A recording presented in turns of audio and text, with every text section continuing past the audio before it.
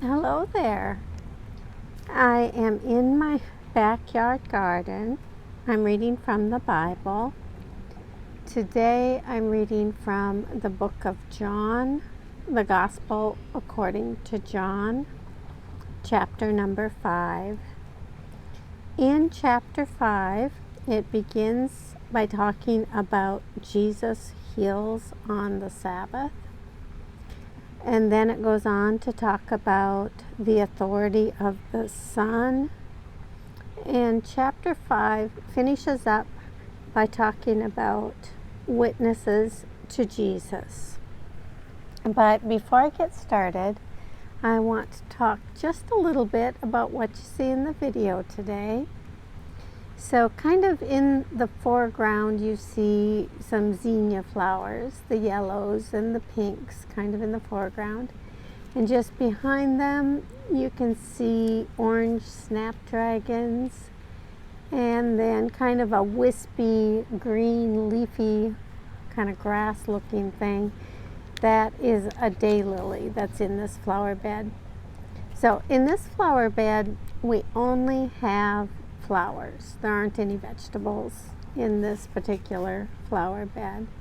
And kind of to the right you can see a whiskey barrel, and in that whiskey barrel the taller plant is a tomato, and then the things kind of hanging over are watermelon plants. So kind of a lot going on. And then beyond that, of course, is the pond that is just beyond our backyard garden. Okay, enough about the garden. Today I'm reading from the book of John, the Gospel according to John, chapter number 5. The reading begins. After this, there was a festival of the Jews, and Jesus went up to Jerusalem. Now, in Jerusalem, by the sheep gate, there is a pool called in Hebrew Beth-Zatha, which has 5 porticos. In these lay many invalids, blind, lame, and paralyzed. One man was there who had been ill for 38 years. When Jesus saw him lying there and knew that he had been there a long time, he said to him, "Do you want to be made well?" The sick man answered him, "Sir, I have no one to put me into the pool when the water is stirred up. And while I'm making my way, someone else steps down ahead of me." Jesus said to him, "Stand up, take your mat and walk." At once the man was made well, and he took up his mat and began to walk. Now that day was a Sabbath, so the Jews said to the man who had been cured, "It is the Sabbath. It is not lawful for you to carry your mat." But he answered them, "The man who made me well said to me, 'Take up your mat and walk.'" They asked him, "Who is the man who said to you, 'Take it up and walk'?" Now the man who had been healed did not know who it was, for Jesus had disappeared in the crowd that was there.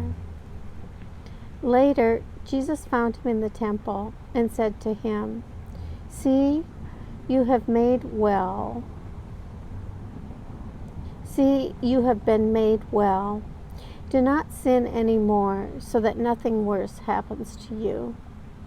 The man went away and told the Jews that it was Jesus who had made him well. Therefore, the Jews started persecuting Jesus because he was doing such things on the Sabbath. But Jesus answered them, "My Father is still working, and I also am working." For this reason, the Jews were seeking all the more to kill him, because he was not only breaking the Sabbath, but was also calling God his own Father, thereby making himself equal to God. Jesus said to them, "Very truly, I tell you, the Son can do nothing on his own, but only what he sees the Father doing. For whatever the Father does, the Son does likewise. The Father loves the Son and shows him all that he himself is doing, and he will show him greater works than these, so that you will be astonished. Indeed, just as the Father raises the dead and gives them life, so also the Son gives life to whomever he wishes. The Father judges no one, but has given all judgment to the Son, so that all may honor the Son just as they honor the Father. Anyone who does not honor the Son does not honor the Father who sent him. Very truly, I tell you, anyone who hears my word and believes him who sent me has eternal life and does not come under judgment, but has passed from death to life. Very truly, I tell you, the hour is coming and is now here, when the dead will hear the voice of the Son of God, and those who hear will live. For just as the Father has life in himself, so he has granted the Son also to have life in himself, and he has given him authority to execute judgment, because he is the Son of Man. Do not be astonished at this, for the hour is coming when all who are in their graves will hear his voice and will come out, those who have done good to the resurrection of life, and those who have done evil to the resurrection of condemnation. I can do nothing on my own. As I hear, I judge, and my judgment is just, because I seek to do not my own will, but the will of him who sent me. If I testify about myself, my testimony is not true. There is another who testifies on my behalf, and I know that his testimony to me is true. You sent messengers to John, and he testified to the truth. Not that I accept such human testimony, but I say these things so that you may be saved. He was a burning and shining lamp, and you were willing to rejoice for a while in his light. But I have a testimony greater than John's, the works that the Father has given me to complete, the very works that I'm doing. Testify on my behalf that the Father has sent me, and the Father who sent me has himself testified on my behalf.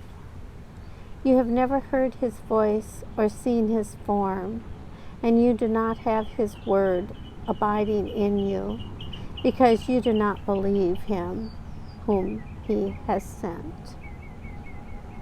You search the Scriptures because you think that in them you have eternal life, and it is they that testify on my behalf. Yet you refuse to come to me to have life.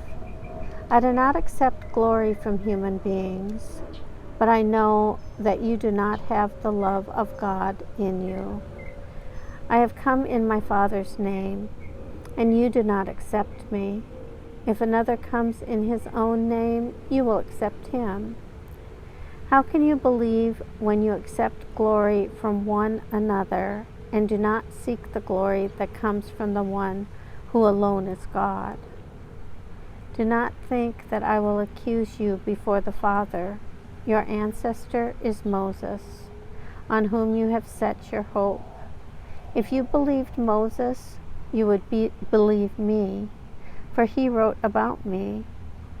But if you do not believe what he wrote, how will you believe what I say? Here ends the reading of chapter 5, the book of John, the Gospel according to John.